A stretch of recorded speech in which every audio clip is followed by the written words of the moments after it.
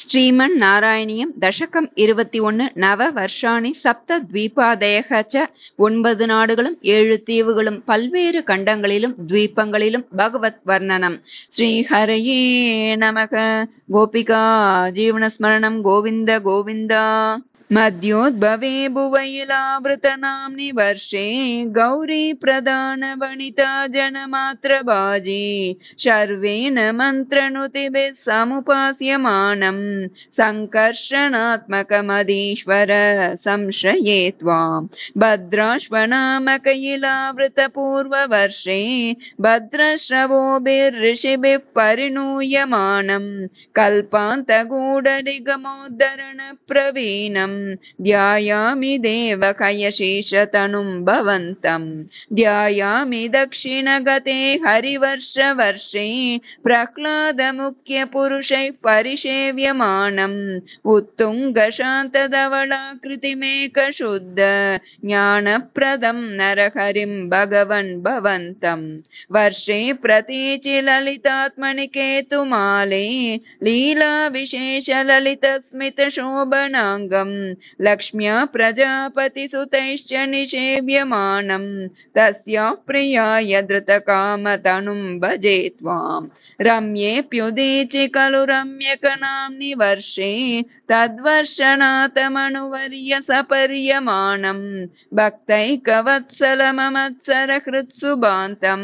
मत्स्याकृतिं भुवननाथ भजे भवन्तम् वर्षं हिरण्मयसमाह्वयमौतराहम् आसीनमद्रिधृतिकर्मटकामटाङ्गं संसेवते पितृगणप्रवरोर्यमायं तं त्वां भजामि भगवन् परिचिन्मयात्मन् किं चोत्तरेषु कुरुषु प्रियया धरण्या संसेवितो महितमन्त्रनुतिप्रभेदैः दंष्ट्राग्रदृष्टगणपृष्ठगरिष्ठवर्ष्मा त्वं पाहि विज्ञनुत यज्ञवराहमूर्ते यां यां दिशं भजति किं पुरुषाख्यवर्षे संसेवितो हनुमता दृढभक्तिभाजा सीताभिराम परमाद्भुतरूपशाली रामात्मकः परिलसन् परिपाहि विष्णु श्रीनारदेन सह भारतखण्डमुख्यैः त्वं साङ्ख्ययोगनुतिभिः समुपास्यमानः आकल्पकालमिह साधुजनाभिरक्षि नारायणो नरसकः परिपाहि भूमन् प्लाक्षैर्करूपमयि शाल्मल इन्दुरूपं द्वीपे भजन्ति कुशनामणिवह्निरूपं क्रौञ्चेम्बुरूपमथ वायुमयं च शाके त्वां ब्रह्मरूपमयि पुष्करनाम्नि लोकाः सर्वै ध्रुवादिभिरुडुप्रकरैर्ग्रहैश्च पुच्छादिकेष्ववयवेष्वभिकल्प्यमानैः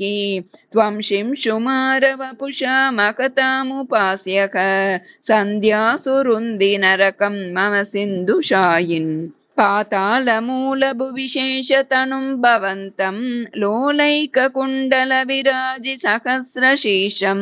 नीलाम्बरं धृतकलं भुजगाङ्गनाभिर्जुष्टं भजे हरगदान् गुरुगेहनाथ